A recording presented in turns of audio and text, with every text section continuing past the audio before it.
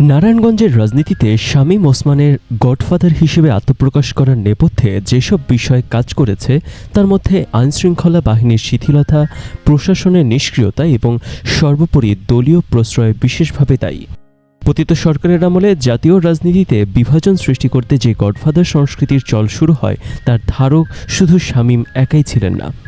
জয়নাল হাজারী, হাজী সেলিম এবং ইসমাইল হোসেন সম্রাটদের মতো কুখ্যাত পলিটিক্যাল গডফাদারদের উত্থান ছিল কালো টাকা আর পেশি শক্তির জেরে ফ্যাসিবাদী শক্তিকে রাষ্ট্রীয় ক্ষমতায় চিরস্থায়ী এবং রাজনীতিকে যোগ্যতা ও মেধাশূন্য করার দুর্বিসন্ধিপূর্ণ। নারায়ণগঞ্জের বিতর্কিত সংসদ সদস্য শামীম ওসমানের নেতৃত্বে লুটপাট, দখল, চাঁদাবাজি এবং সন্ত্রাসী কর্মকাণ্ডের ভয়াবহ চিত্র উঠে এসেছে। এতে স্থানীয় জনগণের অসহায়ত্বই নয়, জাতীয় রাজনীতিতে ফ্যাসিবাদের বিষবৃক্ষের শিকড়ের গভীরতাটি অনুমেয়। জুলাই আন্দোলনে পতনের আগ পর্যন্ত রাষ্ট্রীয় যন্ত্র ব্যবহার করে বিরোধী দলীয় ব্যক্তিদের জায়গা জমি, ইটভাটা ও ব্যক্তি মালিকানাধীন স্থাপনাগুলোর অন্যায় দখলবাজিতে শামীম ওসমানের সহযোগীদের সম্পৃক্ততা বলে দেয় শামীম ওসমান কীভাবে নারায়ণগঞ্জের অলিখিত একচ্ছত্র অধিপতি হয়ে উঠেছিলেন। তাদের ত্রাসের রাজত্বের দুঃসহ স্মৃতি আজও অনেককে তাড়া করে বেড়ায়। এমনই একজন জাকির হোসেন। বিএনপির রাজনীতিতে যুক্ত থাকায় শামীমের অন্যতম সহযোগী তৎকালীন ফতুল্লা থানার আওয়ামী লীগ সভাপতি শওকত আলীর দটপটে পরিবেশ অধিদপ্তর জাকিরের ইটভাটা ভেঙে ফেলে।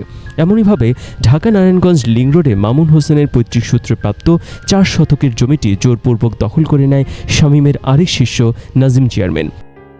রাজনৈতিক পরিচয় ও প্রভাবকে ব্যবহার করে প্রশাসনকে নিয়ন্ত্রণ করা শুধু জনস্বার্থ বিরোধী নয়, গণতান্ত্রিক ব্যবস্থার সুস্পষ্ট অনুপস্থিতি।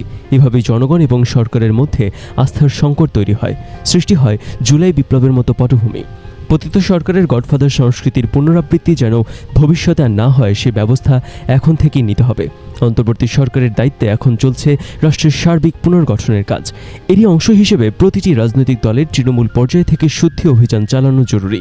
পতিত সরকারের নষ্ট রাজনীতির ফলে দেশের রাজনীতি ও অর্থনীতির যে ক্ষতি হয়েছে তা অপূরণীয়। এই পরিস্থিতি কাটিয়ে উঠতে পতিত সরকারের আমলের সব কুশীলবকে আইনের আওতায় এনে দৃষ্টান্তমূলক শাস্তি নিশ্চিত করার পাশাপাশি সুস্থ রাজনৈতিক চর্চার কোনো বিকল্প নেই।